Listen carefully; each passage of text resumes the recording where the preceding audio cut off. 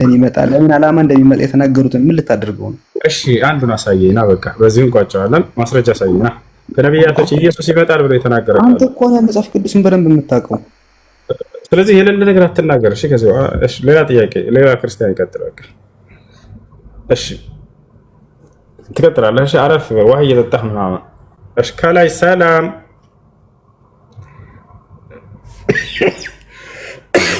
ከላይ ሰላም ሰላም ነው። እንዴት ናችሁ? አልሐምዱሊላህ ሰላም ነው።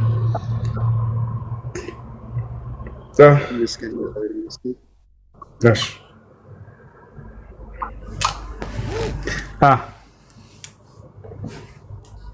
ጥያቄ አለ ወይስ እንጠይቅህ? ምረጥ። አሁን በምትለው ነገር ላይ ልጁ በደንብ መልስ ስላልሰጠ ኢየሱስ ክርስቶስ የመጣው ለማስተማር ነው ለመስበክ ነው ብለህ ነበር።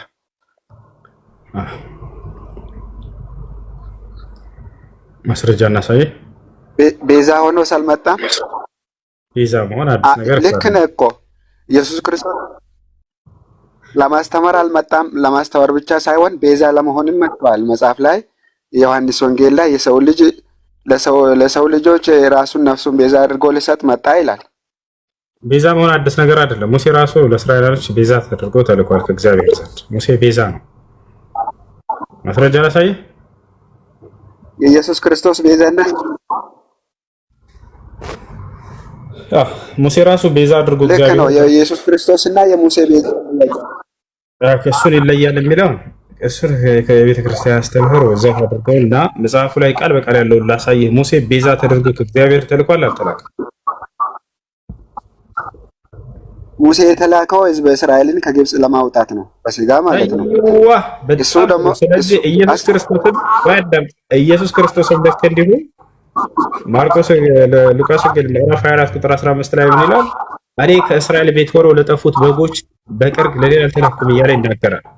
ስለዚህ እርሱም የተላከው ለእስራኤላውያን ነውና አንተ ኢትዮጵያዊ ነህ፣ ኢትዮጵያዊ ነህ። ስለዚህ አንተን አይመለከትም። ኢትዮጵያዊ ለእስራኤላውያን ነው። ሙሴም ለእስራኤላውያን እንደነበረ እርሱን ያመጣው እሱ የራሴ ሐሳብ ነው አይደለም።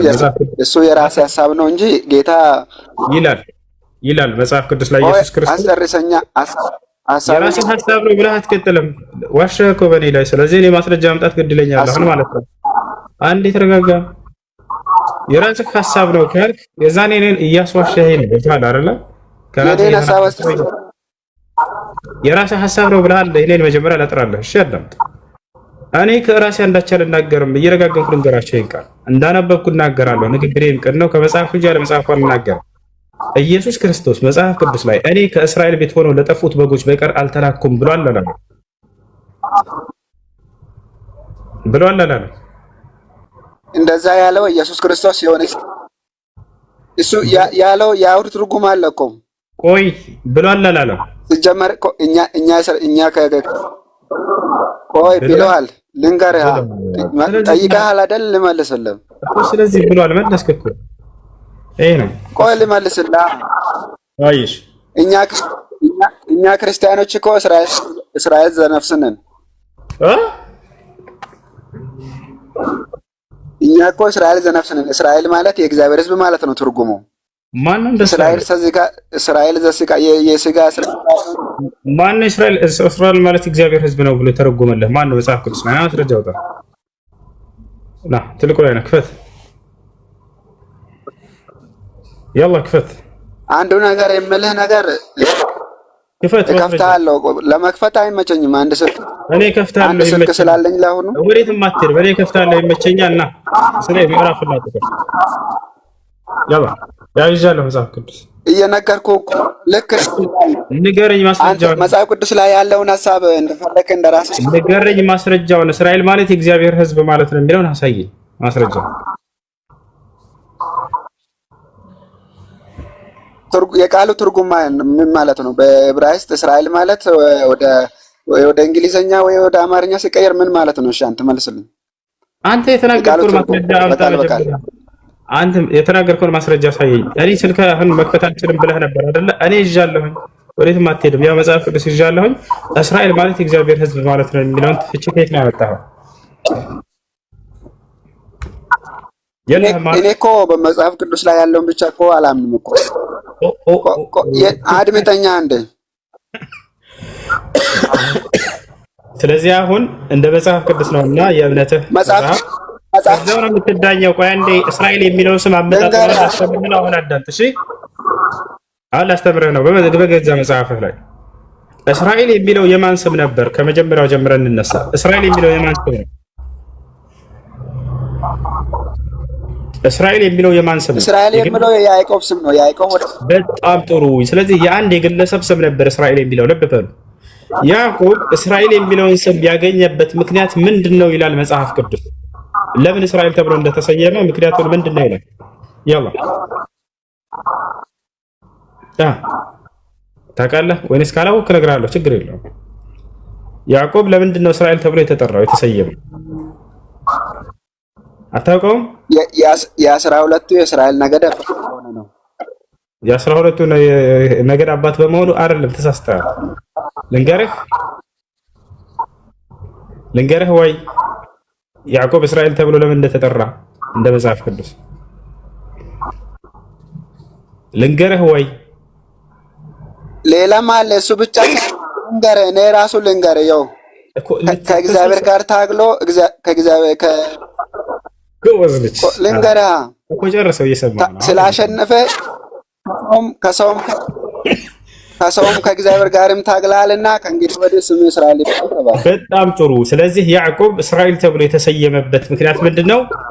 እግዚአብሔር ጋር ትግያ ታግሎ እግዚአብሔርን አሸንፎት ፍጡር ፈጣሪን አሸንፎት እግዚአብሔር ጋር ትግያ ተጋጥሞ ያዕቆብ በትግያ አሸንፎት እግዚአብሔርን አሸንፎ ከዚህ በኋላ አንተ ከሰውም ከእግዚአብሔርም ጋር ታግለህ አሸንፈሃልና ያዕቆብ ሳትሆን እስራኤል ተብለሃል አለው። ያሰላም ኦሪት ዘፍጥረት ላይ ታገኘዋለህ። ስለዚህ ያዕቆብ እስራኤል ተብሎ የተጠራበት ምክንያት ምንድነው? ከአምላክህ ጋር ትግያ ተጋጥሞ አሸንፎት አምላክህን አስቡት። በብሉይ ኪዳንም ተሸንፎ በያዕቆብ በአዲስ ኪዳንም በያዕቆብ ልጆች በአይሁዳውያን ተገርፎ ተገድሎ ተሰቅሎ ምናምን በሁለቱም ጊዜ የተሸነፈ አምላክ፣ በሁለቱም ጊዜ የሚደበደብ አምላክ። እንዴት ነው ያጀማ ይሄ ነገር? ያዕቆብ ከአምላክ ጋር ትግያ ተጋጥሞ ይላል መጽሐፍ ቅዱስ። ከዚያ ያዕቆብ አምላኩን አሸንፎት በትግያ ከዚህ በኋላ ተሰማያቱ ወይ አዳምጣዴ አሸንፎት ከዚያ በኋላ እስራኤል ተባለ ይላል። ስለዚህ እስራኤል የግለሰብ ስም ነው። የተሰየመበትን ምክንያት በዚህ ስም ያዕቆብ ከአምላኩ ጋር ከእግዚአብሔር ጋር ትግያ ተጋጥሞ በማሸነፉ ምክንያት ነው እንጂ እስራኤል ማለት የእግዚአብሔር ሕዝብ ማለት ነው የሚለው ከየት ልታወጣ አልቻልክም። ለዚህ ነው የተሰየመበት ምክንያት። ይሄን ያሳል። እሺ ቆይ ወደ ኋለኛው እንድመለስና ኢየሱስ ክርስቶስ ለእስራኤል ብቻ ነው ተላኮት ያለው ምክንያት ምንድን ነው? የተላከው ከላይ አንብበሃል? አዎ ከላይ አንብበሃል።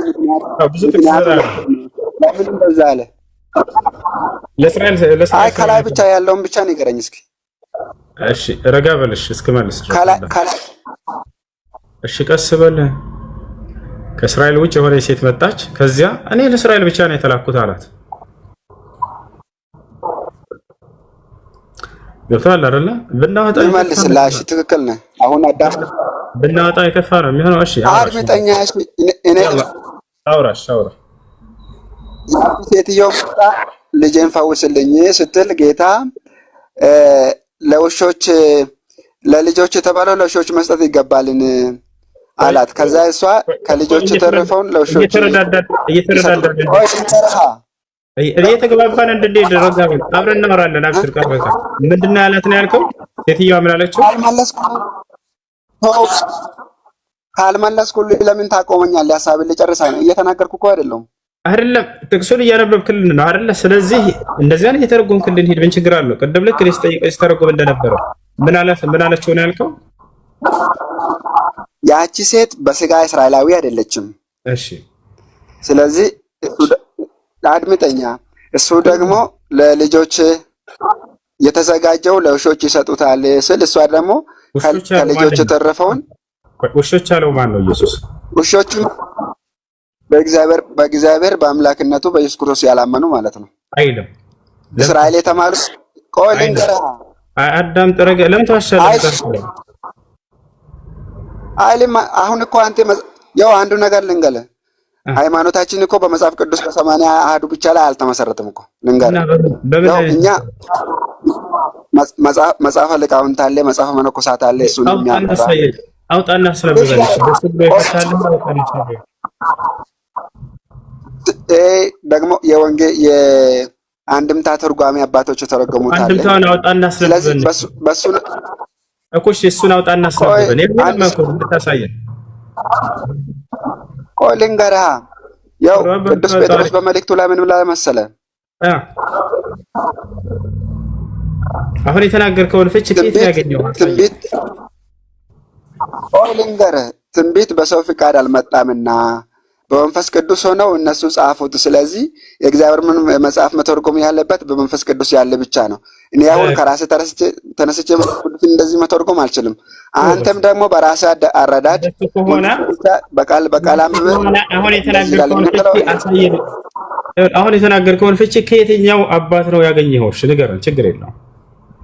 እሺ ልንገርህ፣ አሁን እኔ እሺ ልንገርህ፣ ከፍተህ አሳየን።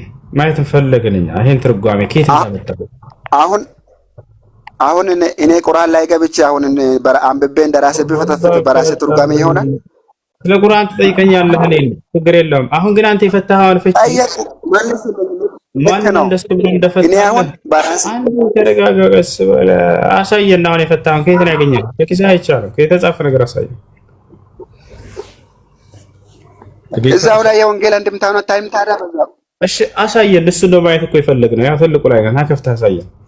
አንድምታው ላይ አንድ ስልክ ብቻ ነው ያስኩት ብያለሁ አይደል እንዴ? እኔ ይዣለሁኝ፣ ችግር የለውም አብሽሩ። አሁን አንተ ስለዚህ እንደዛ ብሎ የፈታው ሰው ማን ነው? እዚህ ቦታ ላይ ዘውታ ሄድና አሳየኝ በለው። አንድምታውን ክፈታ። የወንጌል አንድምታው እዛ ጋር ያለው ምን ይላል? አንድምታው መጽሐፍ ቅዱስ ነው የያዝነው እኛ። ማን ብሎ ነው? ማን ነው እንደሱ ብሎ የፈታው? እሺ ስሙን ንገረን። የቤተ ክርስቲያን አባቶች፣ የቤተ ክርስቲያን ሊቃውንት በሲኖዶስ የትኛው ሊቃውንት? ለምሳሌ በሲኖዶስ በአባቶቹና ለምሳሌ እነ ቅዱስ ቄርሎስ፣ እነ ቅዱስ ዮሐንስ አፈወርቅ የተረጎሙት ድርሳን አለ መጽሐፍ ቅዱስን በየምዕራፉ እነሱ በመንፈስ ቅዱስ የተረጎሙትን ነው የሚቀበለው። እንደሱ ብሎ የፈታው የትኛው ቄስ ነው? አሁን አንተ ፍቺ የፈታው ቆይ ልንገርህ፣ ለአሁኑ መረጃ እንደዛ ባይኖረኝም ማለት ነው። እኔ አንድ ጥያቄ አለኝ። ለምሳሌ ሃይማኖት መጽሐፍ ቅዱስ መተርጉማን ቄሶች ናቸው እንዴ? በአንተ አሁን እያልክ ያለው አንተ ቄሶች ናቸው፣ መጽሐፍ ቅዱስ መተርጉማን ቄሶች ናቸው። ማንም ሰው ከመሬት ይተነሳ አንተ ያማ እንዴ? እኔ ልጨርስ። እኔ ነገርኩህ። እኔ እናቴ ትሙት እላለሁ። እኔ የአይሁድ እምነት ተከታይ ነኝ። ክርስትና ኦርቶዶክስ እምነትን ለመቀበል ማለት ፍላጎቱ አለኝ፣ ማልዋሽ ነገር ማለት ነው። ምክንያቱም እኔ በአስተምሮ እኔ ብዙ እንትኖችን ሪፈር አድርጌያለሁ። እኔ መጀመሪያ የማየው በአስተምሮ እኔ ክርስትና ከእስልምና የተሻለ ነው አግኝቼዋለሁ። ሄሎ አንዴ ሄድ አውራው እስኪ አንድ ጊዜ ሲናገር የነበረው ምንድነው? ትክክል ነው ሲናገር የነበረው? ኦይ አስጨርሰኛ ልጨርስ። ያው ቀስ በል አሁን አውራው። ቄሶች አይደሉም የሃይማኖት መተርጉማን። እንዴ አንተን ነው መልስ የምሰጥህ።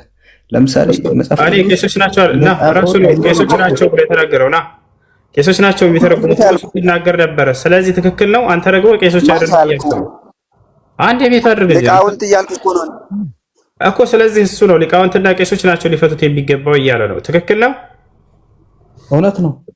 አሁን ምንድን ነው ያልከው? ቄሶች አይደሉም ስትል ነበር እንዴ? አሁን ደግሞ እውነት ነው አለ። እሱ ነው ያለ ስለው ማለት መልሰ ነገር ይመልስላችሁ አስጨርሱኛ። እሺ ቄሶችና ሊቃውንት ሚናቸው ለምሳሌ ሊቃውንት ምንድነው ሚናቸው? ሊቃውንት ምንድነው? ሊቃውንት ካላጤስ ሳይሆን ያው ቅዱሳን አሉ፣ መመርመር መተርጎም ነው ማስተማር አይደል እንዴ? ሚናቸው ቅዱሳት አሉ በመንፈስ ቅዱስ አሁን የተናገረውን ማንኛው ሊቃውንት እንደሱ ብሎ እንደፈታ ልታወጣ አልቻልክም ማለት ነው። እሺ ከላይ ያለው ልጅ ይሰማል። አስጨርሰኛ። እኔ መጀመሪያ ቁርአንን እኔ እንደፈለኩ መፈትፈት እችላለሁ ገብቼ።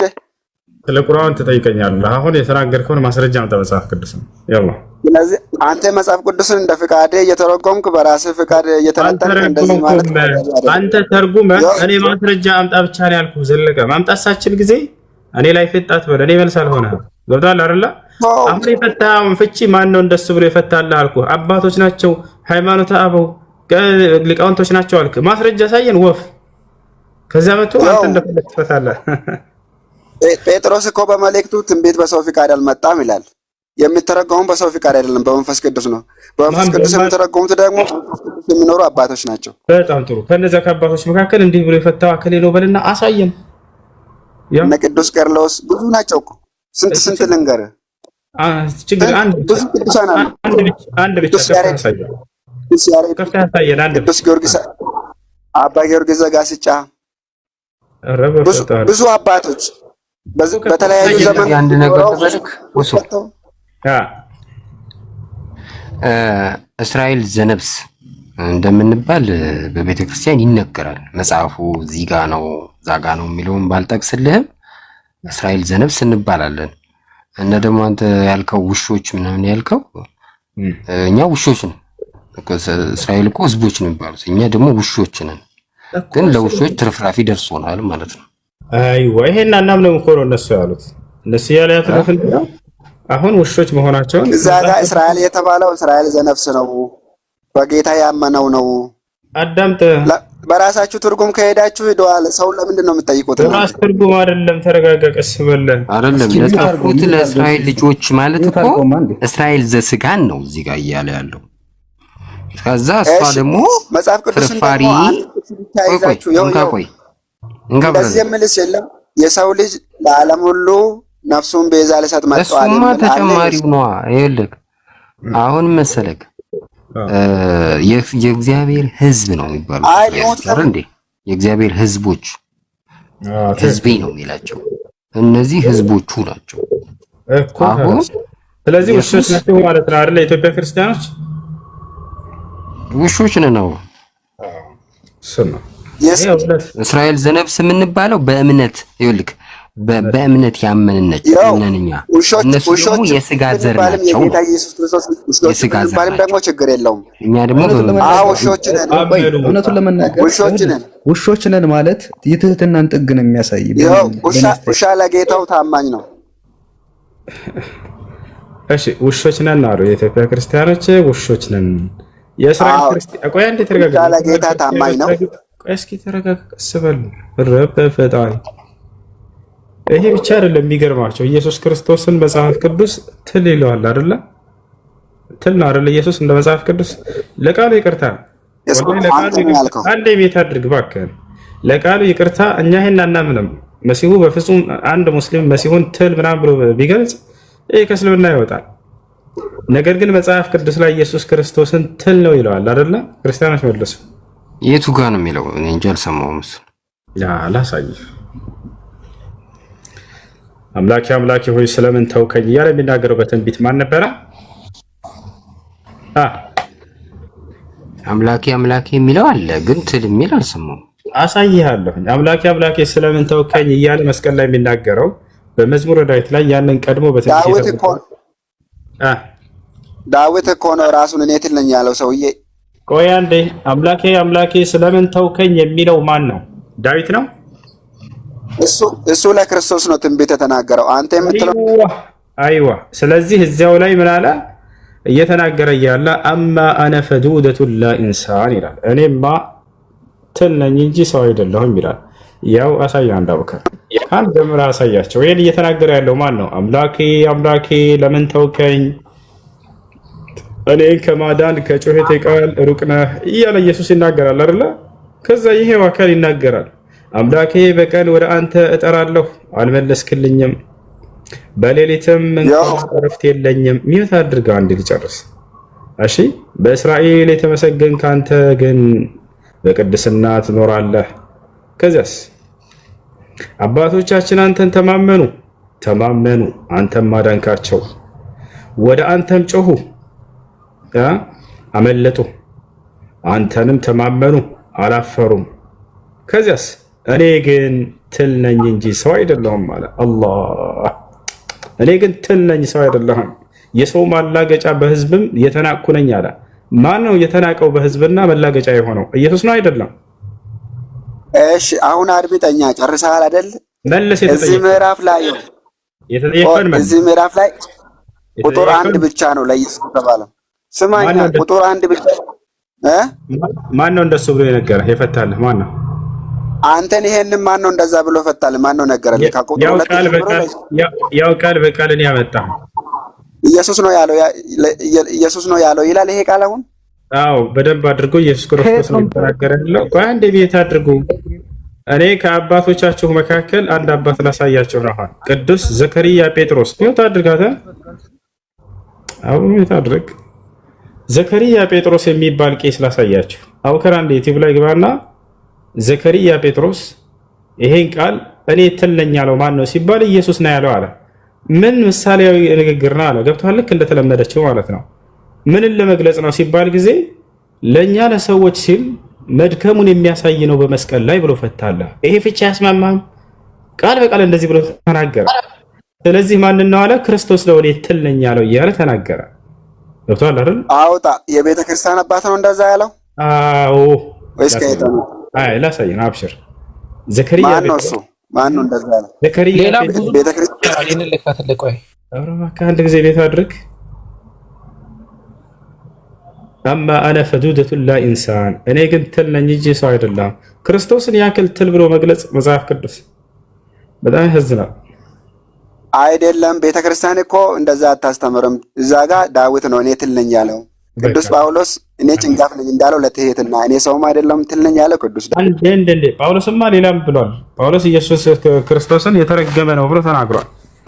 መርገም ነው የተረገመ ነው ኢየሱስ ብሎ ተናግሯል። ገና ብዙ አሳያለሁ። ወሰላረ አንድ አብከራ ተላከ በመስቀል አድምጠኛ ብለሃል አይደል? መልስ ልስጥ አለ። ምን ታረጋኛለህ ወይ አንተ ብቻ አውራ። አሁን አዳምጥ። አንድ ማስረጃ ሊወጣልህ ነው። እሺ ተረጋጋ ዘለቀ። እሺ አውጣ። እኔ እስከዛ ነገር ወይ ሞት አታርገኝ። አንተ ለምትናገረው አንድ ማስረጃ ማምጣት አትችልም። ወሬ ብቻ ነው። በግልጽ ነው የምነግርህ። አሳይ ያልኩህ እስካሁን አንድ ነገር ልታሳይ አልቻልክም። ሰው እንዴት ነው ስለሚያምነው እምነት ማስረጃ ሳይኖር የሚያወራው እንዴ? ማስረጃዬ ቤተክርስቲያን የምታስተምረኝ ነው። የኔ ማን ነው እንደሱ ብሎ ያስተማረህ? ቤተክርስቲያን ላይ የተጻፈ ነገር አሳየን። የቤተክርስቲያን አባቶች የሚያስተምሩኝን ሲጀመር መጽሐፍ ቅዱስን የሰጠችኝ እኮ ቤተክርስቲያን ናት እኮ። ስለዚህ አሳየን፣ እንደሱ ብሎ የተጻፈ ማስረጃ አንድ ቦታ አሳየን። ቤተክርስቲያን መጽሐፍ ቅዱስ ላይ ያለውን ቃል ደግሞ ተርጉማ ይሄ ማለት ነው ብላ የምታስተምረኝ ቤተክርስቲያን ናት እንጂ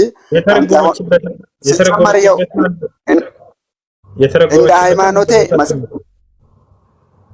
ልንገርህ፣ እንደ ሃይማኖቴ መጽሐፍ ቅዱስን ማንኛውም ሰው በራሱ ተነስቶ መተርጎም አይችልም። ይህንን ብቻ ይወቅ። አለበለዚያ እንደፈለግማ ማድረግ ትችላለህ እኮ አንተ ራስህ ማለት ነው። አንተ ኢየሱስ ክርስቶስ አምላክ አለው ብለህ ታምናለህ አታምንም?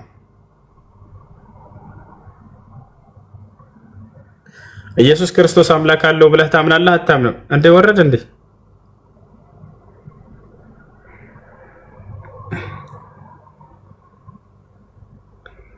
የጌታ ሰው አንድ ላሳያችሁ። አማ አነ ፈዱደቱ ላ ኢንሳን ዘከርያ አንድ ላሳያችሁ። ተፈጫለሁ እኔ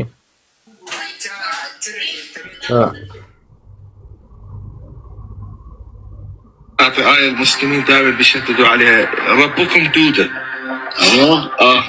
ربكم دودة أخذوها بالمعنى الحرفي اللفظي مش بالمعنى الرمزي الكناية. دودة يعني ضعيف. ضعيف. أنا في صورة الإنسان أنا مش الإله الجبار. صح. أنا تركت القوة والجبروت وصرت ضعيفا لأفديكم. أمين يسوع. ይሄ እንግዲህ ግብጽ ላይ በጣም አለ የሚባል ወላሂ ነብዩን 24 ሰዓት ረሱላችንን የሚሳደብ የሆነ ትልቅ ቄስ ነው፣ ግብጻዊ ነው። እና አማ አነ ፈዱደቱ ላ ኢንሳን የሚለውን ጥቅስ ተጠየቀ። ረብኩም ዱዳ ይሉናል ምን ትላለህ ተብሎ ተጠየቀ። እኔ ግን ትል እንጂ ሰው አይደለሁም ብሎ ኢየሱስ የተናገረው። ማን ነው ይሄን የተናገረው ሲባል ራሱ ኢየሱስ ነው አለ። ነገር ግን ይህ ምሳሌያዊ ንግግር እንጂ በቀጥታ ምን ይዘው አይደለም ማለት ትርጉም ልንገራቸው። ዱዳ ትል ነኝ ሲል ጊዜ ደካማ መሆኑን ለማሳየት ነው ኢየሱስ። ከነበረበት ኃይል ወርዶ ስለ ሰው ልጆች ኃጢአት ሲል ደካማ መሆኑን ራሱን ለመግለጽ የተናገረው ንግግር ነው አለ። ገብታችኋል አይደለ? ዱዳ ትል ደካማ ነችና ራሱን ትል ነች ብሎ የገለጸው ራሱ ኢየሱስ ክርስቶስ ነው። ግን የነበረውን ኃይል ትቶ ለሰው ልጆች ለኃጢአታቸው ሲል ራሱን ማድከሙን ነው የሚያሳየው ብሎ ተናገረ። አያችሁ አይደለ? ስለዚህ ትል ነኝ እያለ ያለው ማን ነው? ራሱ ኢየሱስ ክርስቶስ ነው። ይሄ ብቻ አይደለም። በጣም በርካታ ነገር ይለዋል ኢየሱስ ክርስቶስ ነው መጽሐፍ ቅዱስ። ማንኛውም ጥያቄ ያለው ክርስቲያን ካለ መጠየቅ ይችላል። እንለፈው። ጥያቄ ያለው ክርስቲያን አለ? ሄሎ። እሺ፣ ሻሃዳ መያዝ የሚፈልገው ማን ነው?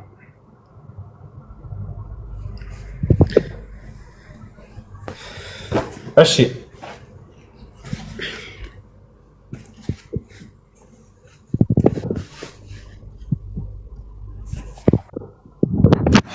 እሺ ሰላም አለይኩም ሙሱ። ወአለይኩም ሰላም ወራህመቱላሂ ወበረካቱ።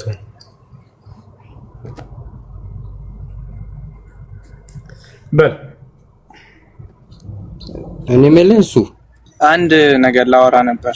እዚህ አሁን ያልከው ላይ አንድ ነገር በአንድ ደቂቃ ልበልህና ብትቀጥሉ ደስ ይለኛል። እሺ ይኸውልህ ምንድነው ታውቃለህ? በቤተክርስቲያን ትል የሚለውን ለኢየሱስ ተብሎ አልተነገረም። ግን አንተ እንዳልከው ምናልባት ስጋ መልበሱን ለማጠየቅ እንደዛ ተብሏል ተብሎ የተረጎመበት ሊኖር ይችላል።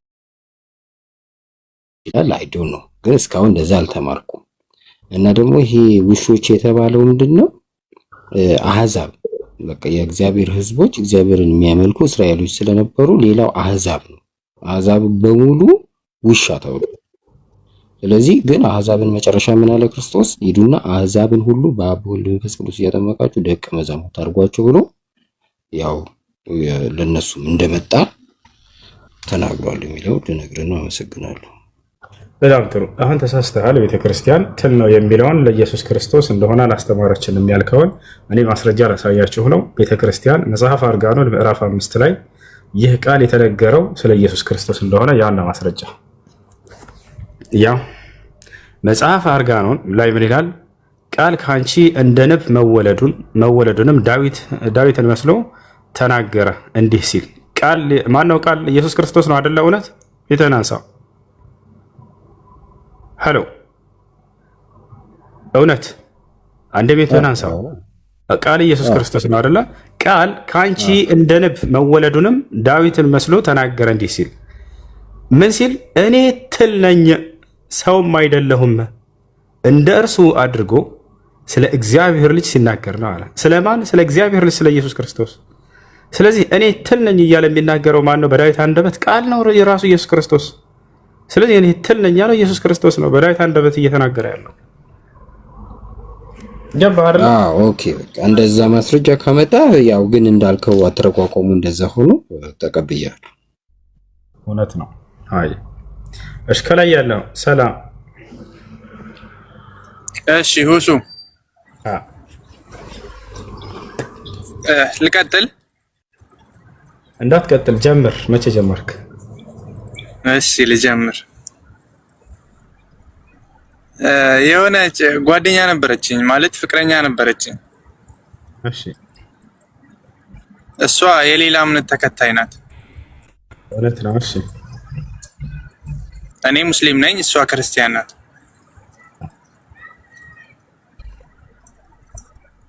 ከዛ አብረን ቆይተናል፣ በፍቅር 1-3 ዓመት ቆይተናል። እሷ ደግሞ ትንሽ ጠንካራ ናት በእምነቷ፣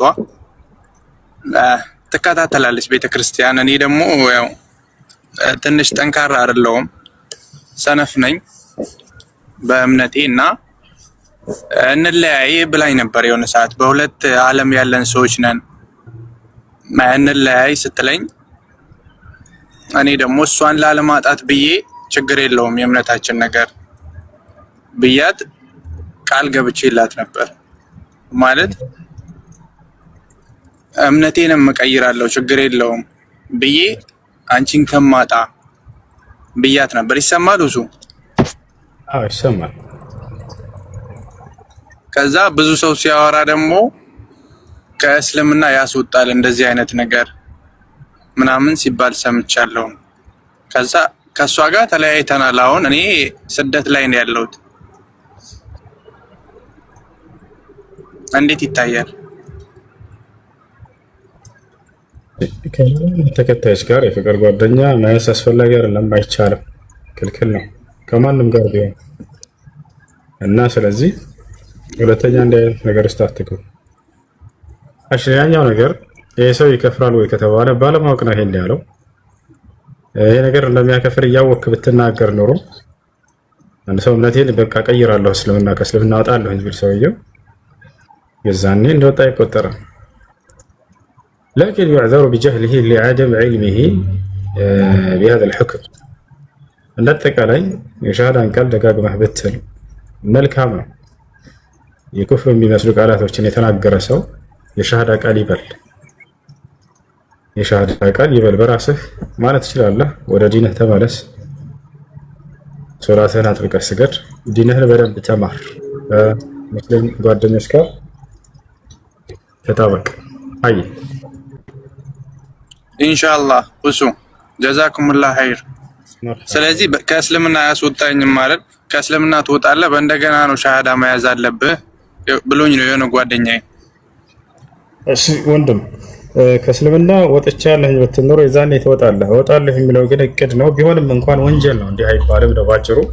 አንተ ሶላትህን ጠብቀህ ስገድ፣ በሶላት ውስጥ ሻሃዳ ቃል ብቻለሁ ባንደበትህ ማለት አይከፋም።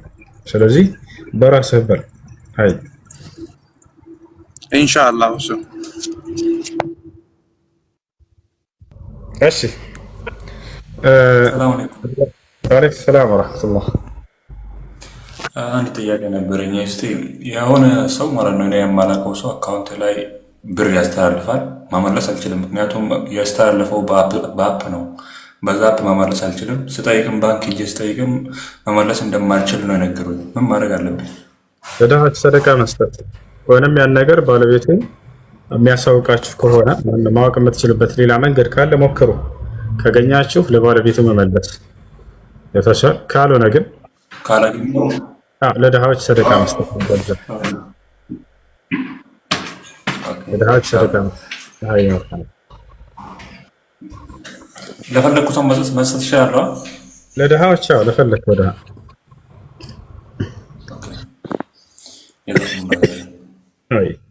ኮሜንት ላይ ሁሱ ሚስት ትፈልጋለህ ይላል። ቀበሌ ጠይቅ። አቅራቢያ ቀበሌ ካለ ሄዳ አመልከት። ሄዳ ሚስት ትፈልጋለህ በሰፈሩ ካላት አንዳንድ ይድራል ኢንሻአላህ። አይ እሱ ሰላም አለይኩም ወራህመቱላሂ ወበረካቱ። ወአለይኩም ሰላም ወራህመቱላሂ ወበረካቱ። አንድ 3 ጥያቄ ከክርስቲያን ስራ ባልደረባዬ ከሆነ የተጠየቁትም ጥያቄ ነው እና ለአንተ እንድጠይቀው ስለጋበዘኝ ነው ልጠይቅ ስለፈለኩ። እሺ ኦኬ እሺ። ጥያቄውን ሳቀርብ በሱ ጥያቄዎች ላይ እኔ እምነት ወይም አምኜበት አይደለም፣ ነገር ግን ዳይሬክትሊ ጥያቄ ስለሆነ ነው የምጠይቀው። በመጀመሪያ ደረጃ ከእስልምና ጋር የሚጋጭም ጥያቄዎች ስለሆኑ ኦኬ። የመጀመሪያው ጥያቄ በዚህች ምድር ላይ የዘር ጭፍጨፋ፣ ህፃናት ይሞታሉ፣ በሶሪያ በፍልስጤም እንዲሁም በተለያዩ በዓለም ሀገራት እና ሁሉን የሚያይ አምላክ ካለ አምላክን ፍትሃዊ አያደርገውም። ረሃብ፣ ሁካታ፣ ኢቭን የሰው ልጅ ነፃ ምርጫ አለው ካልን እንኳን ምንም የሚያውቁ ህፃናት ሲሞቱ ፍትሃዊ አምላክ ለምን ዝም ይላል? የአምላክን ፍትሃዊነት ከተለያዩ አንግል አይተህ አስረዳኝ። ይሄ መጀመሪያው ጥያቄ ነው።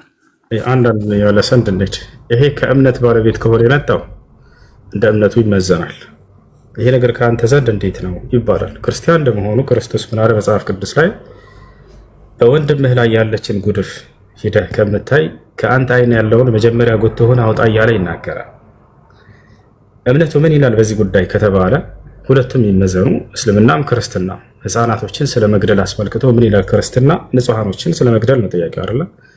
እንዲሁም እስልምና ምን ይላል ብለን ስንመጣ በክርስትና ቃል በቃል የክርስትና አምላክ መጽሐፍ ቅዱስ ላይ ህፃናቶችን፣ ሴቶችን፣ ሽማግሌዎችን ግደሏቸው እያለ ይናገራል። እንስሳቶችን ራሱ ግደሏቸው እያለ ህግ አውጥቷል። እስልምናስ በዚህ ጉዳይ ስለ ህፃናቶች ምን ይላል? ስለ አዛውንቶች፣ ስለ እንስሳቶች ምን ይላል ከተባለ ነቢዩ ሰለላሁ ዐለይሂ ወሰለም ቃል በቃል ምን አሉ? ላ ተቅትሉ ጢፍለን ሰጊረን ወላ ሸይኸን ከቢራ ወፊ ሪዋየትን ኡኽራ ወላ ሸይኸን ሐረማ ወላ እምረአተን። ነቢያችን ሰለላሁ ዐለይሂ ወሰለም ምን አሉ? አደራ ሴቶችን እንዳትገሉ፣ አደራ ሽማግሌዎችን እንዳትገሉ፣ አደራ ህፃናቶችን እንዳትገሉ አሉ። እግዚአብሔር ምን አለ? ሴቶችን ግደሉ፣ ሽማግሌን ግደሉ፣ ህፃናቶችን ግደሉ አለ። ስለዚህ ፍትህ የሌለው ማን ነው ከተባለ እርሱ ነው። እዚያ እርሱ የያዘው መጽሐፍ ላይ ነው ፍትህ የሌለው። ህፃናቶች ላይ ግደሏቸው እያለ ህግ የሚያወጣ አምላክ። ነቢያችን ሰለላሁ ዐለይሂ ወሰለም የሚገርም ይህን ቃል የሚናገሩት ለካህዲያኖች ጂሃድ ሲልኳቸው ጊዜ ነው። ጌታቸው አለ አይደል? ጂሃድ ሲልኳቸው አደራ ህፃናቶችን እንዳትነኩባቸው ይሏቸው ነበር። ልክ እንዲሁ ደግሞ ሴቶችን እንዳትገሉ፣ ሽማግሌ እንዳትገሉ። በሌላ ዘገባ ላይ ወላ ቀሲሰን ወላ ራሂበን፣ አደራ ቀሳውስቶቻቸውን እንዳትገሉባቸው። ወላ ራሂበን ፊ ሶማዕቲ፣ ልክ እንዲሁ ደግሞ መነኩሴን እንዳትገሉባቸው። መነኩሴዎች ለብቻቸው ገንጠል ብለው የሚቀመጡበት ገዳም ነው የሚባለው። በገዳም ውስጥ ያሉን መነኩሴዎች እንዳትነኩ እያሉ ይከለክሉ ነበር ነብዩ ሰለላሁ ዐለይሂ ወሰለም። ነገር ግን እዚያ ጋር ስንሄድ ጊዜ ፍትህ የሌለው እዚያ ነው። አምላክ አላህ ሱብሓነሁ ወተዓላ ፍትሃዊነት ባህሪ ከባህሪያቶቹ መካከል አንደኛው ነው። አላህ በቁርአን ላይ ምን ይላል? ኢነላህ ላ የዝሊሙ ናሰ ሸይአን ወላኪነ ናስ አንፉሰሁም የዝሊሙን ይላል። አላህ ሰዎችን አይበድልም፣ ነገር ግን ሰዎች ራሳቸውን ይበድላሉ አለ። በሌላ ቦታ ላይ ምን ይላል? ወማ ረቡከ ቢዘላሚን ሊልዓቢድ ይላል። ጌታ ባሪያዎችን የሚበድል አይደለም ይላል። በሌላ ቦታ ላይ ምን ይላል? ወመላሁ ዩሪዱ ዙልመን ሊልዓለሚን ይላል። አምላካችሁ አላህ እኔ ለዓለማት ሰው አንድንም እንኳን በደልን የምፈልግ አይደለሁም እያለ ይናገራል። በሌላ ቦታ ላይ ምን ይላል? ወላ የዝሊሙ ረቡከ አሐዳ ይላል። ጌታ አላህ አንድንም እንኳን አይበድልም እያለ ይናገራል ማለት ነው። ስለዚህ አላህ ሱብሓነሁ ወተዓላ ፍትህ የሚገለጽበት ባህሪው ሲሆን በደል ደግሞ ከእርሱ በጣም የራቀ ነው። አላህ በሐዲስ አልቁድሲ ላይ ምን ይላል? ቃለ ነቢ ሰለላሁ ዐለይሂ ወሰለም ቃለ አላሁ ተዓላ ያ ዒባዲ ኢኒ ሐረምቱ ዙልመ ዐላ ነፍሲ ወጀዐልቱሁ በይነኩም ሙሐረመን ፈላ ተዛለሙ። አላህ ስብሐነሁ ወተዓላ ምን አለ? ባሪያዎች ሆይ እኔ በደልን በራሴ ላይ እርም አድርጌያለሁኝ፣ ማንንም ላልበድል። በእናንተ መካከል በደልን እርም አድርጌያለሁኝ፣ አደራ ባሮቼ አትበዳደሉ፣ አንዳችሁ ሌሎቻቸውን አይበድል እያለ ይናገራል ማለት ነው። ገብቶሃል አይደል? ወደዛ ስንሄድ ግን መጽሐፍ ቅዱስ ላይ ከዚህ ተቃራኒ ነው። ሰዎች ገና ከመፈጠራቸው ጀምሮ አንዱ አዳም በሰራው ምክንያት ሰዎች እንዳለ ኃጢአተኛ ናቸው ተብሎ ይታመናል በእርሱ ዘንድ። በደል ብሎ ማለት ያልሰራውን ነገር በእርሱ ላይ መጫንና ያ አካል ምንም ጥፋትን ሳያጠፋ እንዲገደል መፍረድ ማለት ነው። ህፃናቶችንና ብላቴናዎችን እግዚአብሔር ግደሏቸው ብሎ ይናገራል። ንጹሐኖችን መግደል ይሄ ትልቅ በደል ነው። ይሄ ትልቅ ወሰን ማለፍ ነው። መጽሐፍ ቅዱስ ላይ ስንሄድ አምላክ ህፃናቶችን ግደሏቸው፣ ብላቴናዎችን ግደሉ ይላል። ወጣል አይደለ? ልክ እንዲሁ ሰዎች ኃጢአትን ሳይሰሩ እንደ ኃጢአት መፍረዱ ነው። ይሄ በደል ማለት ፍትሃዊ እንደሆነ የሚያሳይ ነው። አዳም በሰራው ኃጢአት ምክንያት ይላል የክርስትና የእምነት መሰረት በአንዱ በአዳም ምክንያት ኃጢአት ወደ ዓለም ሁሉ ገብቷል ብለው ያምናሉ። አንድ ህፃን ልጅ ሲወለድ ገና የሚበሰረው በስርዓት ምንድነው? በክርስትና የአዳምን ኃጢአት ወርሰሃታል ተብሎ ተወስኖበታል። በቃ ሳይሰራ ይሄ ልጅ በሌለበት የአዳምን ኃጢአት ምንድነች ከተባለ የዛፏን ፍሬ መብላት ነው። ገብቷል አይደል? ይሄን ኃጢአት ሰርቷል ወይ ይሄ ህፃን ልጅ? አልሰራም።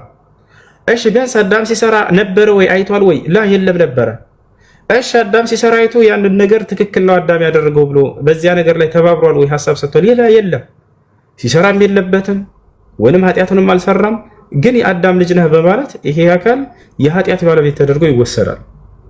ሌላ ቦታ ላይ ኦሪት ዘዳግም ምዕራፍ 23 ቁጥር 2 ላይ ምን ይላል መሰለህ? እግዚአብሔር ተመልከት፣ ኢፍትሃዊ እንደሆነ የሚያሳየው ዲቃላ ወደ እግዚአብሔር ጉባኤ እንዳይገባ ይላል እግዚአብሔር። ተመልከት፣ ገብቶሻል አይደል?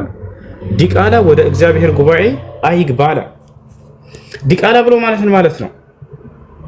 ህጋዊ ባልሆነ ግብረ ስጋ ግንኙነት ወይንም በዝሙት የተወለደ ልጅ ማለት ነው። ልጁ ጥፋቱ ምንድን ነው? ልጁ ላይ ከፈረደበት ይሄ ኢፍትሃዊ ነው ይሄ አምላክ ማለት ነው። ልጁ ላይ ምን አደረገ እግዚአብሔር? ዲቃላ ወደ እግዚአብሔር ጉባኤ እንዳይገባ። ይሄ ብቻ አይደለም፣ በጣም ያሳዝነው ቀጥሎ ያለው ነው። ምን አለ እግዚአብሔር? የዲቃላ ልጆች እስከ 10 ትውልድ ድረስ ወደ እግዚአብሔር ጉባኤ ፈጽሞ እንዳይገቡ አለ። ይሄ ነው በደል ብሎ ማለት። ሰዎችን ያልሰሩ አካሎችን፣ ወንጀል ያልሰሩ አካሎችን፣ ጥፋትን ያልሰሩ አካሎችን ይፈርድባቸዋል ምንም ዝም ብለው ሳይሰሩ። አላህስ በቁርአን ላይ በዚህ አንጻር ምን አለ ከተባለ ወላ ተዚሩ ዋዚረቱን ውዝረ ኡኽራ አለ። ማንም ኃጢአትን ተሸካሚ የሆነች ነፍስ የሌላን ኃጢአት አትሸከምም አለ። ንጹህ ነው የሰው ልጅ ሲወለድ። ይታላረ ዒሳ በሚወለድ ጊዜ አላህ ሱብሓነሁ ወተዓላ ሲገልጸው ምን አለ? ሊአህበ ለኪ ጉላመን ዘኪያ አይ ዘኪ ምን الخطيئة ከኃጢአት ንጹህ የሆነ ልጅ ተብሎ ተገለጸ። የሚወለዱ ህፃናቶች ንጹሆች ናቸው። ገብቶሻል?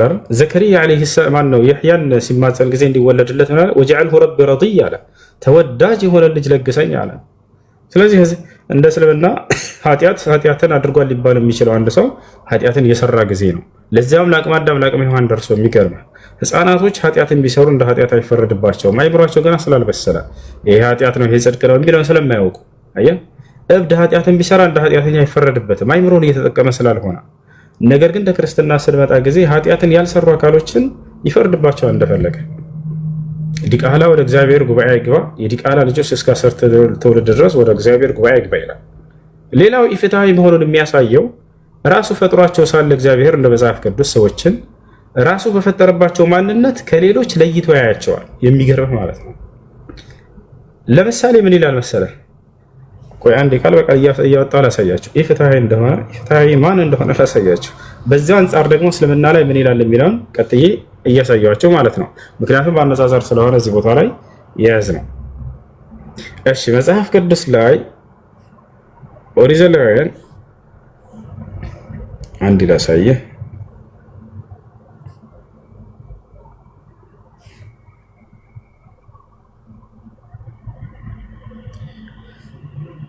እሺ ኦሪት ዘሌዋውያን ምዕራፍ 21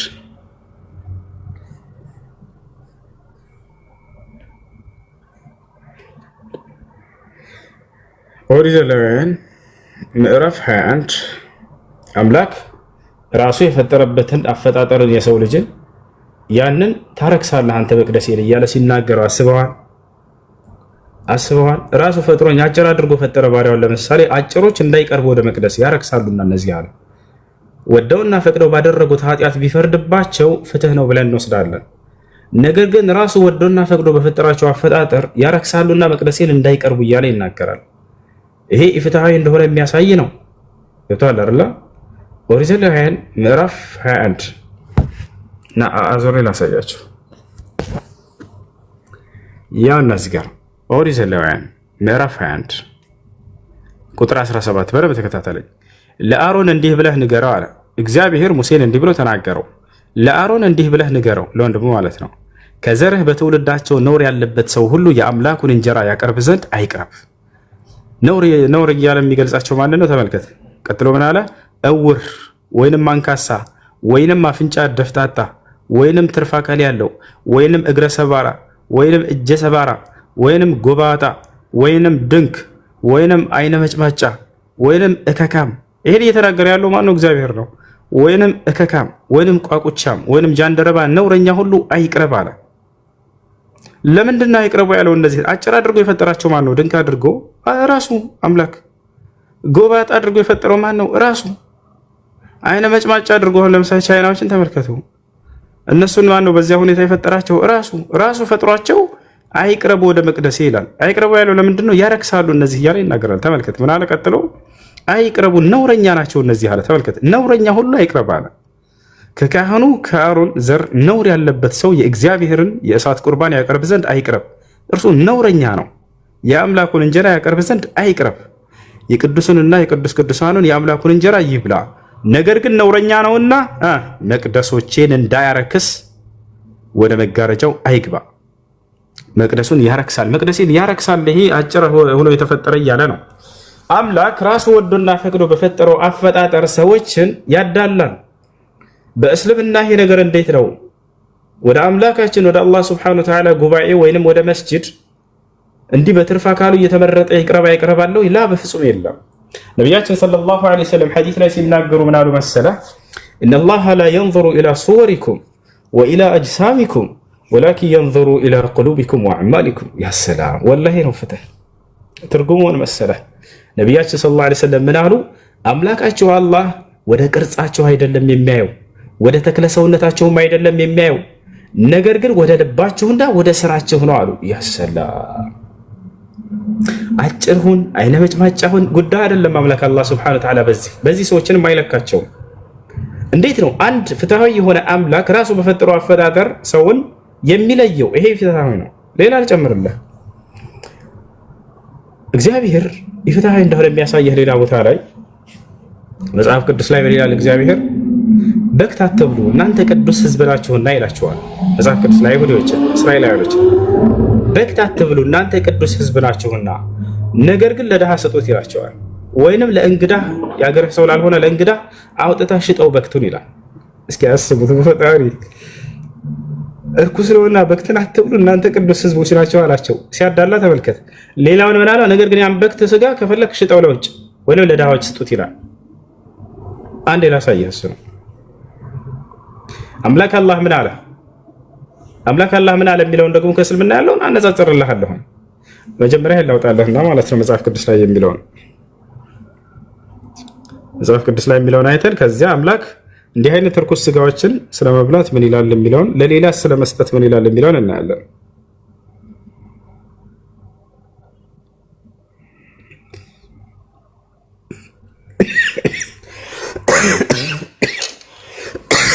ያውና ምን ይላል?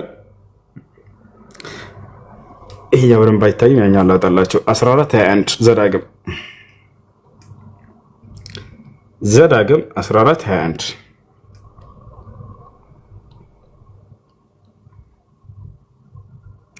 ያውና እዚህ ጋር ምን ይላል ተመልከተው። 21 ላይ አንተ ለአምላክህ ለእግዚአብሔር የተቀደሰ ሕዝብ ነህና ይላል። ሕዝብ የሚለው ሕዝበ እስራኤልን ነው። አንተ ለአምላክህ ለእግዚአብሔር የተቀደሰ ሕዝብ ነህና የበከተውን ሁሉ አትብላ፣ ይበላው ዘንድ በአገርህ ደጅ ለተቀመጠ ምጻተኛ ወይንም ድሃ ትሰጠዋለህ አለ። ቤትህ ላይ ደጅህ ላይ ለተቀመጠ ድሃ ስጠው፣ ችግር የለውም እያለ ነው እግዚአብሔር። እናንተ ግን እንዳትበሉ በክትን ይላቸዋል። ይሄ በድሎ አይደለ? ይሄ ማዳላት አይደለ? ይሄ ኢፍትሐዊነት አይደለ? እናንተ እንዳትበሉ በክት ካላቸው በኋላ ነገር ግን ደጃቸው ላይ ለተቀመጠ ድሃ ስጡት። ከዚያስ ወይንም ለእንግዳ ተሸጠዋለህ አለ። ወይንም ለሌላ ሰው አውጥተው መሸጥ ይችላሉ ያንን በክቱን። ያታችኋል አይደለ? ለምን እናንተ የተቀደሳችሁ ሕዝቦች ናችሁ እያላቸው ነው። የተቀደሳችሁ ሕዝቦች ናቸውና ይላቸዋል። ይሄ ነው ኢፍትሐዊነት። አላህ ታዲያ በዚህ ጉዳይ ምን ይላል? አነጻጽርልኝ ካልክ ላነጻጽርልህ። ቃለ ሱብሓነሁ ወተዓላ ያ አዩሃ አለዚነ አመኑ አንፊቁ ሚን ጠይባቲ ማ ከሰብቱም ወሚማ አኽረጅና ለኩም ሚነል አርድ ወላ ተየመሙ አልኸቢሰ ሚንሁ ቱንፊቁነ ወለስቱም ቢአኺዚሂ ኢላ አን ቱግሚዱ ፊህ ወዕለሙ አነ አላህ ገኒዩን ሐሚድ አሸይጣኑ የዒዱኩም አልፈቅረ ወየእሙሩኩም ቢልፈሕሻእ ወላሁ የዒዱኩም መግፊረተን ሚንሁ ወፈድላ ወላሁ ዋሲዑን ዓሊም። ያ አዩሃ አለዚነ አመኑ አለ አምላካችን አላህ እናንተ ያመናችሁ ሰዎች ሆይ አለ አንፊቁ ሚን ጠይባቲ ማ ከሰብቱም ለድሃዎች ስለመስጠት ሲናገር ምን አለ? አንፊቁ ለግሱ ሚን ጠይባቲ ማ ከሰብቱም ሰርታችሁ ካገኛችሁት ከሰራችሁት ጥሩ ለግሱ ለድሃዎች አለ። ክፉን ስለመስጠት ቀጥሎ ምን አለ? ወሚማ አኽረጅና ለኩም ሚነል አርድ ከምድር ካወጣሁላችሁም አዝዕርቶች እንዲሁም ጥሩዎቹን ስጡ ለድሃዎች አለ። ወላ ተየመሙ አልኸቢሰ ሚንሁ ቱንፊቁን ከእርሱ እርኩስ የሆነውን ክፉን ምግብ ለድሃዎች ለመስጠት አትመኙት፣ እንዳታስቡት ሁሉ አለ። እንዳትሰጥ ብቻ አይደለም እንዳው እንዳታስቡ ክፉን ለመስጠት ወለስቱም ቢአኺዚሂ ኢላ አን ቱግሚዱ ፊህ እናንተንም ብትሰጡ ተገዳችሁ ካልሆነ በስተቀር ልትቀበሉት የማትችሉትን ክፉ ምግብ ለሌሎች ለመስጠትም እንዳትመኙ አለ። ያ ሰላም ወዕለሙ እወቁ አነ አላህ ገኒዩን ሐሚድ አላህ የተብቃቃና ምስጉን የሆነ አምላክ ነው አለ።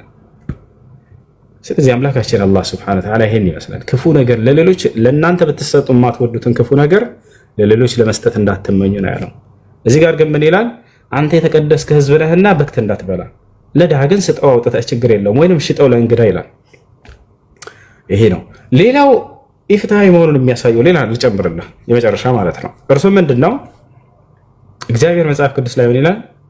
ለወንድምህ በወለድ አታበድረው ለሌላ ሰው ግን አበድሩ ችግር የለውም ይላል። ወለድ ለወንድምህ በወለድ አታበድረው፣ ለውጭ ሰው ግን አበድር ችግር የለውም። ይወሰላም። ይሄ በድሮ አይደለም፣ አዳላት አይደለም። ህዝብ እስራኤልን ቅዱስ አድርጎ ይገልጻቸዋል። ተመልከቱ። ሌላውን ህዝብ ርኩስ አድርጎ ነው የሚያቸው። ኢየሱስ ክርስቶስ ራሱ አዲስ ኪዳን ላይ የሆነች ሴት መጣችና መምህር ሆይ ልጄ ታማቤ ነው ፈውስልኝ አለችው። የልጆችን ምግብ ወስዶ ለውሾች መስጠት አይቻልም ነው ያላት። ልጆች የሚለው ማንን ነው? እስራኤላውያኖችን ነው። ውሾች የሚለው እቺ ሴት እስራኤላዊ ስላልሆነች ነው። ከዚያ ሴትዮዋ ምን አለች? ውሾችም እኮ የልጆችን ፍርፋሪ ይበላሉ መምህር አለችው። ውሻ መሆኗን አመነች። ውሾች እያለ የሚገልጻቸው ማንን? ከእስራኤል ህዝብ ውጭ ያለን ህዝብ ማለት ነው። እስራኤሎችና አወዱሳቸው በጎች ነው ይላቸው። ለማንኛውም ማስረጃ ሳየን እያለ ነው። በወለድ አታበድር ለወንድምህ፣ ለውጭ ሰው ግን አበድሩ ችግር የለውም ያለበትን ቆይ ላሳያችሁ። እግዚአብሔር ይሄ ነው ኢፍትሃዊ ማለት እንደዚህ ነው። እሺ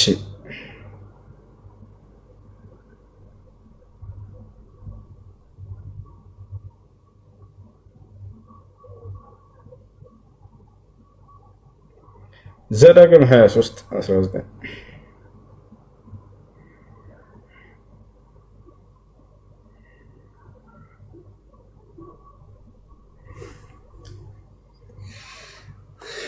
እሺ እግዚአብሔር ምን ይላል?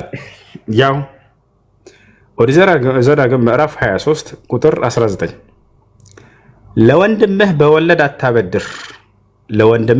አታበድር፣ የብር ወይንም የእህል ወይንም የማናቸውንም ነገር ሁሉ ወለድ አትውሰድ። ከዚያስ ለእንግዳው በወለድ አበድረው። አላህ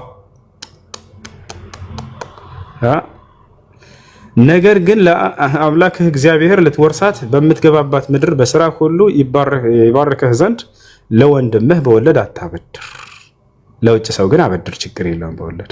ይሄ ነው ኢፍትሃዊ ብሎ ማለት ገብተሃል። አምላክ አላህ ስብሐነሁ ወተዓላ ምን አለ?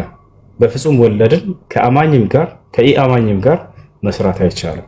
ቃል በቃል ይላል ያ አዩሃ አለዚነ አመኑ ተቁላህ ወዘሩ ማ በቂየ ሚነ ሪባ ያ አዩሃ አለዚነ አመኑ ላ ተእኩሉ ሪባ አድዓፈን ሙዳዓፋ ወቃለ ስብሐነሁ ወተዓላ ወአሐለ ላሁ አልበይዐ ወሐረመ ሪባ።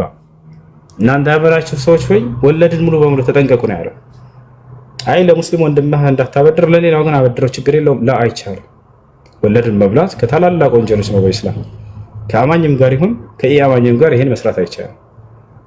ይሄን ይመስላል። ይሄ ከነገርኩህ ሁሉ ጥቂቱ ነው። ቦታቸው አለ ከነገርኩህ ሁሉ ጥቂቱ ነው። እሺ ይሄን ይመስላል። አልሐምዱሊላህ። እሺ ሹክራን። አይ ከሚገባው በላይ ነው እንደውም መልስ የሰጠኝ። ይሄ በቂ ነው ብዬ አስባለሁ። ቀጥታ በጣም ሰፊ ማብራሪያ ስለሰጠኝ ወደ ሁለተኛው ጥያቄ ልግባ። ሶስተኛውን ለሌላ ጊዜ ላቆየው። አይ ሁለተኛውን ጥያቄ በዚህ እቺ ምድር በቃ ኢቭል ሆናለች የሚያስተዳድራትና ሁሉ ነገሯ በስግብግብ ሰዎች እጅ ወድቋል። ኢቭን ጥናት እንኳን ዲስከቨር ሲያደርጉ ራሱ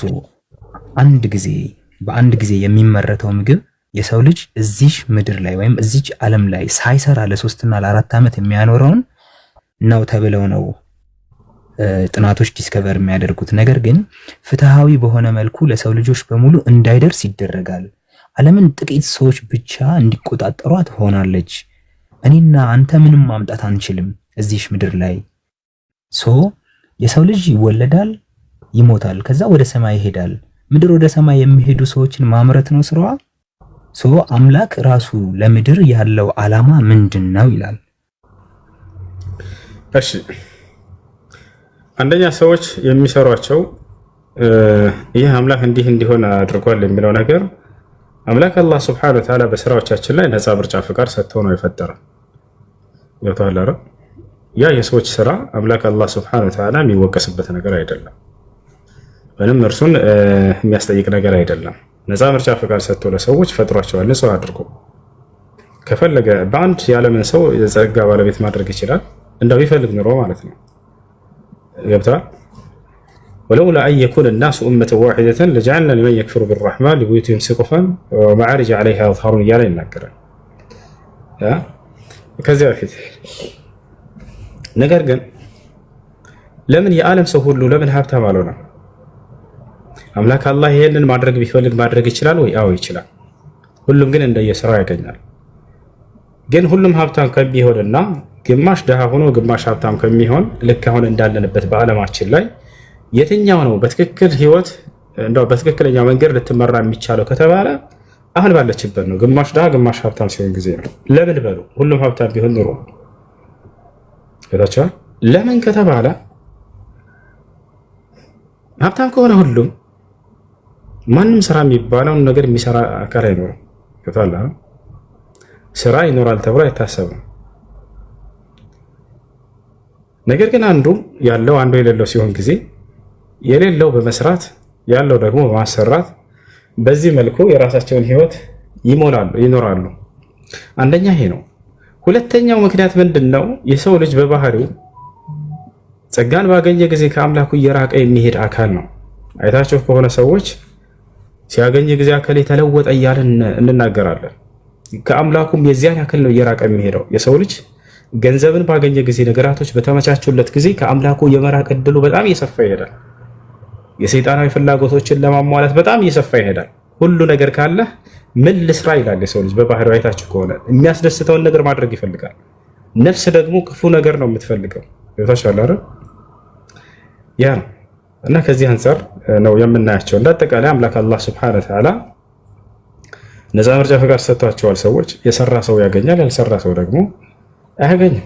ይሄ ያለ ነገር ነው። ሌላኛው ምን ነበር ያልከው መጨረሻ ላይ?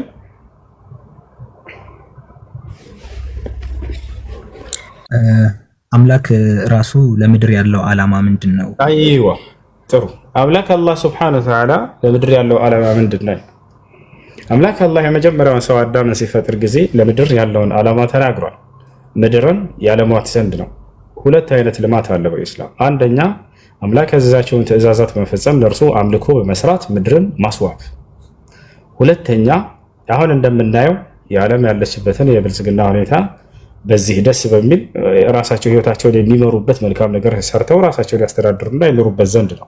ትልቁና ዋናው ግን የተፈጠሩበት ዓላማ ይሄኛው የመጀመሪያው ነው። ወማ ኸለቅቱል ጂነ ወልኢንሰ ኢላ ሊያዕቡዱን ይላል አላህ። ሰውንም ሆነ ጅኖችን እኔን በብቸኝነት እንዲገዙኝ እንጂ ለሌላ ዓላማ አልፈጠርኳቸውም ይላል። ስለዚህ የተፈጠርንበት ዓላማ ምንድነው? እርሱን አንድና ብቸኛ የሆነውን አምላክ በማምለክ ምድርን በአምልኮ ማስዋብ ነው። ሰማይ በመላእክቶች ተውባለች። በምንድነው ያስዋቧት? አምልኮ በመስራት ቀንም ሌትም አላህን ይገዛሉ። يسبحون الليل والنهار لا يفترون ይላል አላህ። ቀንም ሌትም አላህን ይገዛሉ እነርሱ። ولله يسجد من في السماوات وما في الارض من دابة والملائكة وهم لا يستكبرون እያለ ይናገራል። ይባቻል። ስለዚህ የምድር ሰዎች ይሄን ያደርጉ ዘንድ ነው የተፈጠሩት።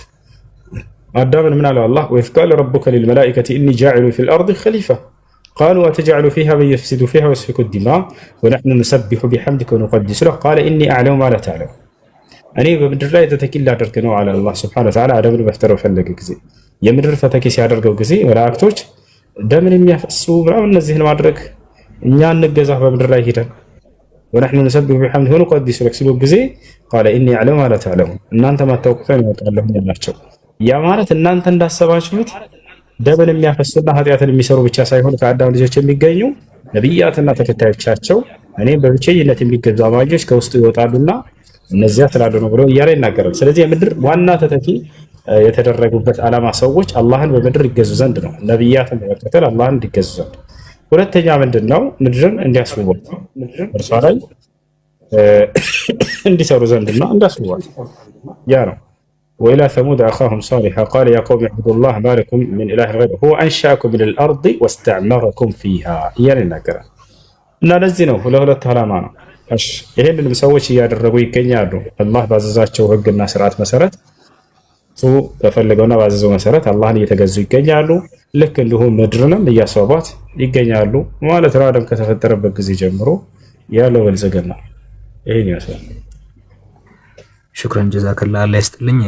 ሪከርድ ለማድረግ ሞክሬ ነበረ ያው ለሱ ስለማሰማው፣ ነገር ግን ፕራይቬሲ አድርገዋል መሰለኝ ሪከርድ ማድረግ አልቻልኩም። ምናልባት የሚልክልኝ ካለው መርሐባ ይዘው ብትመጣ ደስ ይለናል። እሺ ምናልባት እሱም ያነሳስተር ነው ትናስኪ አንዳንዴ ልጋብዘህ በላውና ይዘውና ደስ ያለ ጥያቄ እዚህ ጠይቅ። እሱ ሰላም ነው አይደል? ፍትሃዊ አይደለም ባልከው ግን አንድ ነገር ብለህ ደስ ይለኛል። እግዚአብሔር ፍትሃዊ አይደለም ያልከው ላይ ቅር ብሎኛል። አያብሽር ምንድነው መሰለክ እኔ አሁን እግዚአብሔር ፍትሃዊ ነው የምለው። ፍትሃዊ የምልበት መሰለክ አይምሮ ሰጥቶ ሲያበቃ ፈጣሪውን ክደህ ሌላ ጣዖት ስታመልክ ይበሳጭብሃል። ስለዚህ እስከ ወዲያኛውም ማጥፋት ሲችል በሲኦል በገሃነም ቀጥቶ ያወጣሃል። አሁን ተቀጥቶ መውጣት ራሱ አንድ ፍትሃ ለኛ ጥሩ እድል ነው ባይኔ።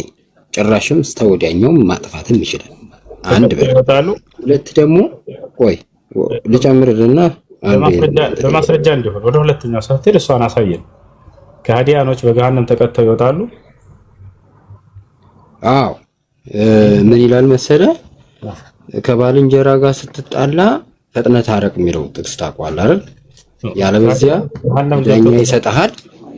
ዳኛው ሎሌዎቹን ጥርስ ወደ ማፋጨት ወዳለበት ከሃዲያኖች ከተቀጡ በኋላ ወደ ገነት ይገባሉ ወይ ነው ከገሃነም ይወጣሉ ብለን ከየት ያገኛል እኮ? እሱን እኮ ነው የምነግርህ ያለሁት። ማቴዎስ ወንጌል ላይ ምን ይላል መሰለ? በቃሌ ነን ማውቀዋለሁ እንደውም እንትን ንባቡን ምን ይላል መሰለ? ከባልንጀራ ጋር ስትጣላ ፈጥነህ ታረቅ፣ ያለበዚያ እሱ ለዳኛ ይሰጣል። ዳኛው ሎሌዎቹን ወደዛ ጥርስ መፋጨት ወዳለበት ስደዱት ይላቸዋል። ከዚያ የመጨረሻው ሳንቲም ሳትከፍል አትወጣም ይላል። ስለዚህ ጥርስ ማፋጨት ያለው ገሃነም ነው። ከዛ የመጨረሻው ሳንቲም ምንድነው? ፍርድን ስጨርስ ትወጣለህ። ማን እንደሱ ብሎ ይፈታል? ምን መፍታት ያስፈልገዋል? ይሄ ግልጽ እኮ ነው። እንደሱ ብሎ ይፈታል እና ቆይ ሌላውን መሰለ ግን ፍትሃዊ ያልኩበት ሌላም መሰለ ይሄን ድል ማግኘታችን ለዘላለም መደሰት ማግኘታችንም ፍትሃዊ ነው። ቅጣትን ሁለት ደግሞ ቅድም ላይ ያነሳሁት ላይ ኮንሰፕት መስሎኝ ነበር። ቆይ ቅድም ያነሳሁት የምድሩ ልምጣል እንጂ ተረጋጋ። ፍትሃዊ ነው ካልክ የቅድሙን አንስተህ እኔ ልትመልስ መስሎኝ ነበር። ቅድም የተናገርኩት ቆይ ቅድሙን ልመልስልህ እነዛን እያነሳሁ ልጠይቅህ። ህፃናቶችን ግደሉ ማለቱ እግዚአብሔር ፍትህ ነው ብለህ ታምናለህ? እሱን ላመጣልህ እኮ ነው። እሱን አሁን እሱ ቦታ ላይ ህፃናት ይገደሉ፣ ልጆቻቸው ከብቶቻቸው ይገደሉ የተባሉት እነማን ናቸው ብለህ ስታነበው የእስራኤል ልጅ ነው አንዱ። ከአህዛብ ጋር በሚዋጉበት ጊዜ ለጣዖት ለማንወል የአህዛብን ንብረት አትንኩ ብሏል እግዚአብሔር ተብሎ ተነግሯቸው የእግዚአብሔርን ሕግ ጥሰው ለጣዖት የአህዛብን ወርቅና ብር ወሰደ። ሲወስድ ምን ያደርገው እግዚአብሔር ቃሉን ስላልሰሙት ተሸነፉ እስራኤሎች። በምን ምክንያት ተሸነፉ? ማስረጃ ጥቅሱን አታውቀውም? ያ ልጆቹ ምንም የተገደለበት በኢያሱ በጦርነት ተሸነፉ። ሲሸነፉ እንዴት ተሸነፍን አሉ? አንድ ሰው እርሚኔው የሆነውን ይነካል አለ። ኢያሱ አይደለም ሲጀመር እስራኤላውያኖችም አይደሉም። አየህ አታውቀውም? ዝም ብለህ ተረጎመው። በኢያሱ ጊዜም አይደለም እስራኤላውያኖችም አይደሉም። በኢያሱ ጊዜ ነው። እሱን እሺ አውጣውሽ አይደለም ካልክ አውጣው። አማሌቃውያን ናቸው። እሺ አማሌቃውያኖች ናቸው። ሲቀጥል እነዚህ ህፃናቶች ልጆች ምንም ያጠፉት ነገር የለም። በቀል ነው እግዚአብሔር እንደሚበቀለው። በጣም የሚያሳዝን ነው። እስራኤላውያኖች ታሪክ ልንገርህ። ከግብጽ ሙሴ ነው አይደል ያስወጣቸው ወደ እስራኤል የወሰዳቸው እስራኤላውያኖችን። አዎ እያወጣቸው እያለ